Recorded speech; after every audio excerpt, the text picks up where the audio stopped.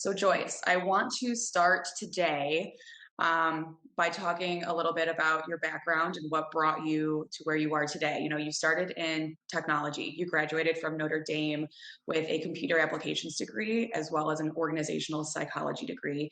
And then along the way, you transitioned into law, and which brought you to where you are today. You're now the Vice President, Associate General Counsel, and Chief Privacy Officer with Barnes & Noble Education. And I'm sure there's a lot that has happened along the way up to where you are now. But, my first question for you is, what motivated you to kind of make that transition from the technology industry into law? What was kind of the reasoning behind that? My journey into law started off in a very peculiar way. As you mentioned, I came to the law as a second career. I had a very successful first career with Hewlett Packard. As you said, I was in the tech field, and I was making the most important presentation in my HP career. I was at the site of what is now Apple's headquarters in Cupertino, California. And the big earthquake, the San Francisco earthquake of 1989, hit in the middle of that presentation. And I decided there and then that I did not want to move to California with HP. There were no cell phones. It was a very scary experience. But when I finally was able to leave California and I flew home a few months later, I was getting ready for my 10-year high school reunion. And my ambition in my yearbook that I hadn't picked up for 10 years was to be a lawyer. And I really did not want to wake up someday and regret not having tried.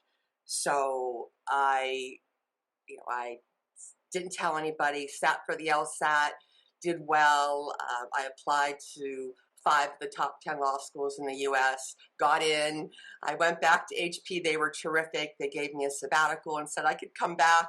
I sold pretty much everything I owned, and I drove a U-Haul from Florida and to New York City, and I moved into the Village, and I attended NYU Law. I have to say, law school was hard for the sake of being hard. It was especially hard for someone who had been out successful in the business world and had been rewarded for streamlining processes and making things more efficient. Law school, I think, is hard for the sake of being hard in a lot of respects. Sure. But I think that while I toyed with the idea of going back to work after my first year, I was fortunate to have a summer internship with one of the top firms in the state of New Jersey. That was a wonderful experience.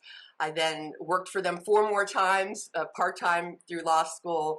I started with them full-time after I graduated from NYU Law, and I was one of their first associates to work part-time after I had my children and came back. So it was a long and winding road, but to your point, it brought me here, and I believe, and I've come to learn, that I am really precisely where I'm meant to be.